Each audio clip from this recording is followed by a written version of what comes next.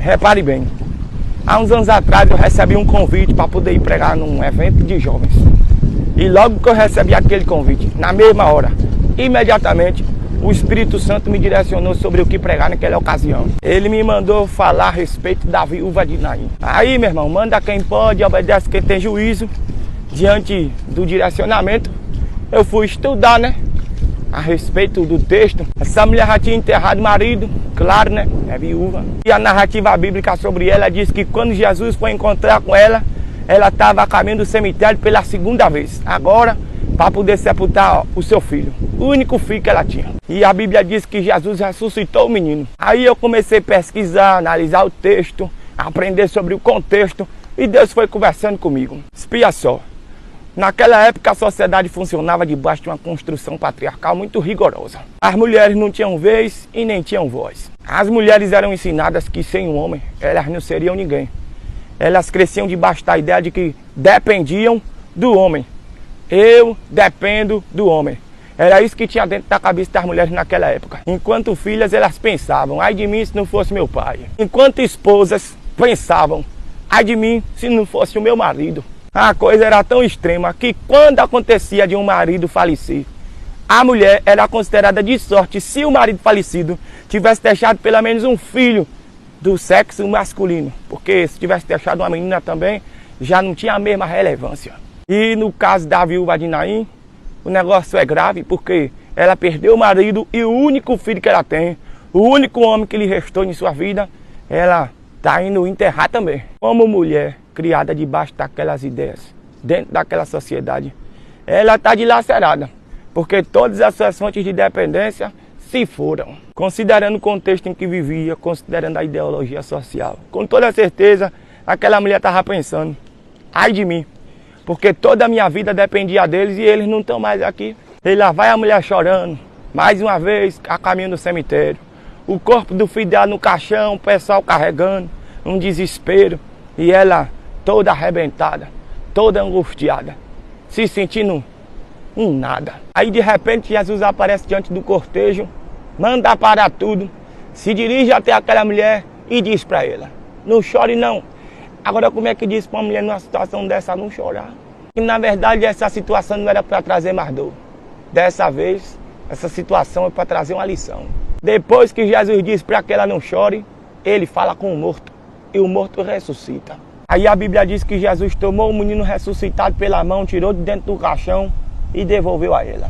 Repare bem, naquele dia, a graça de Deus desconstruiu uma ideia e construiu outra na mente e no coração daquela mulher. Antes ela pensava, ai de mim se não fosse meu pai, ai de mim se não fosse meu marido, ai de mim se não fosse meu filho, ai de mim se não fossem os homens na minha vida. Aí Jesus aparece se revelando de uma forma extraordinária, operando um milagre assustador. E agora eu vejo ela pensando, ai de mim se não fosse a presença de Jesus, ai de mim se não fosse a graça de Deus, se não fosse a misericórdia dele. Jesus chegou para poder organizar a mente daquela mulher e colocar um equívoco no chão. Nas entrelinhas do milagre eu vejo Jesus dizendo, epa, dos homens você precisa, mas é de mim que você depende. Precisar é diferente de depender. Não confunda as coisas não. Você precisa do seu marido, mas é de mim que você depende. Você precisa do seu filho, mas a sua fonte de dependência sou eu. Você precisa de amigos, mas se te rejeitarem, se te traírem, se te decepcionarem, você depende de mim. E eu sou seu amigo de todas as horas. Você não vai morrer por causa da ausência de alguém amado que partiu. Você não vai morrer de dor, nem de solidão. Tampouco vai afundar no mar da depressão por causa da partida de alguém, por causa de rompimento, de quebra de aliança, de traição, abandono. Das pessoas você precisa, mas é de Deus que a sua vida depende. E o nosso problema é que a gente faz confusão a respeito disso. A gente se comporta como se a gente dependesse das coisas e das pessoas. Aí, quando alguma coisa ou alguém nos falta, tem gente que perde até o prazer de viver. A mulher de Jó é um exemplo dessa confusão que a gente faz. Quando ela perdeu coisas e pessoas, ela não aguentou, virou para Jó e disse, amaldiçoa teu Deus e morre. Porque na cabeça dela viver sem certas coisas e sem certas pessoas não valia a pena. Mas em contrapartida Jó disse, como fala uma louca mulher, tu falaste agora contra Jeová. Você aceitou o bem com prazer e o mal você não pode aceitar. no sair do ventre da minha mãe, no tornarei para lá. Bendito seja o nome do Senhor.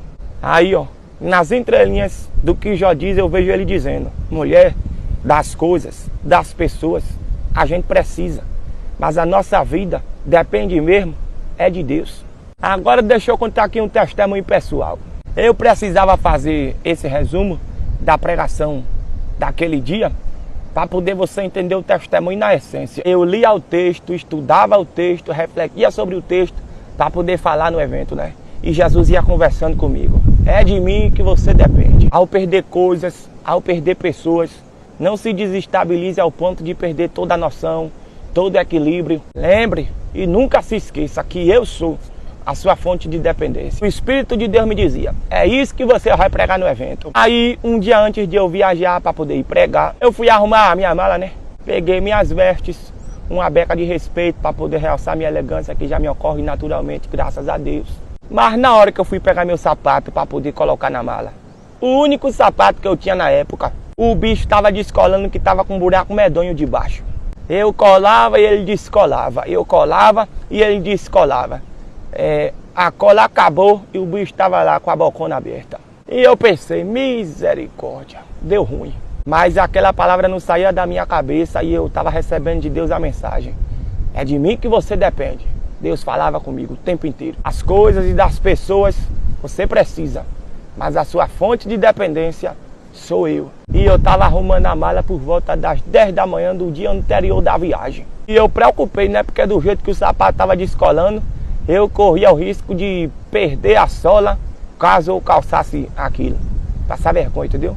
Um pedaço do sapato ficar pelo chão mesmo. Eu não tinha dinheiro para poder comprar outro. O evento era importante. Eu pensei: vou passar vergonha. O que foi que eu fiz? Não tinha nada que eu pudesse fazer a não ser orar. Eu comecei a orar e eu pedi a Deus um sapato novo. E eu orava com o sapato na mão, como se estivesse mostrando para Deus assim: Senhor, olha para aqui, o tamanho do buraco que está nesse sapato, meu pai. Me dê outro, não deixe teu servo passar vergonha não. Eu pedi um sapato, pedi a Deus. E enquanto isso, eu seguia meditando no texto sagrado. A preocupação com o sapato que ia se rasgando não era maior do que o peso de glória da palavra que Deus estava me revelando para poder eu pregar lá no dia do evento. Eu ouvia o tempo inteiro o Espírito de Deus dizendo: é de mim que você depende. E vá dizer isso ao meu povo, vá dizer isso à minha igreja, porque tem muita gente equivocada. Aí, por volta das 10h30 da manhã, eu encerrei minha oração. Quando foi mais ou menos meio-dia, o celular tocou. Era uma irmã da igreja, uma mulher de oração. E ela disse assim: Breno, tem como você vir aqui em casa? Eu digo: é agora. Aí eu fui lá. Quando eu cheguei lá, ela começou a me dizer: ontem, quando eu estava orando, Deus me deu uma visão. Eu via você descalço e via um par de sapatos na sua frente. Aí ela seguiu dizendo, mas eu não entendi e deixei aquilo para lá. Só que eu estava aqui em casa hoje de manhã lavando os pratos e eu tive a visão de novo. Eu via você descalço e um par de sapato na sua frente. Aí eu perguntei a Deus o que era que aquilo queria dizer e Deus falou comigo: minha filha, meu filho está precisando de um sapato novo, compre e dê a ele. Minha gente, eu orei na sexta-feira e na quinta-feira, um dia antes de eu orar, um dia antes de eu me dar conta do sapato que estava se rasgando, Deus já estava cuidando da resposta de uma oração que eu ainda ia fazer. Aí eu me lembro dos Salmos, número 139, o verso 4. O salmista disse que antes que a palavra venha à nossa boca, Deus já sabe o que é que a gente vai dizer. Eu orei na sexta-feira, mas Deus já tinha falado com ela na quinta e sábado, no dia de eu viajar de manhã cedo, eu estava colocando um sapato novo dentro da mala para poder chegar elegante no evento, não passar vergonha. E Deus naquele dia falou comigo e me marcou de uma forma profunda. Acima de tudo aquilo quanto eu preciso, está o Deus de quem eu dependo. Pode até nos faltar em alguns momentos aquilo que a gente precisa, mas o Deus do qual dependemos sempre cuidará de nós. E Ele olha por nós nos detalhes. Então, meu irmão, minha irmã, não fique atordoado, desesperado, angustiado, pensando até em morte por causa do que você perdeu, ou por causa daquilo que lhe falta, porque você não tem o que você precisa. Porque que aquele de quem você depende cuida da sua vida com muito esmero. E eu queria deixar esse testemunho registrado aqui. Obrigado pela atenção, o prazer acabou. Deus abençoe e ilumine. Malhemos a palavra e voltemos para casa. Oh, graças a Deus, caminhadazinha boa.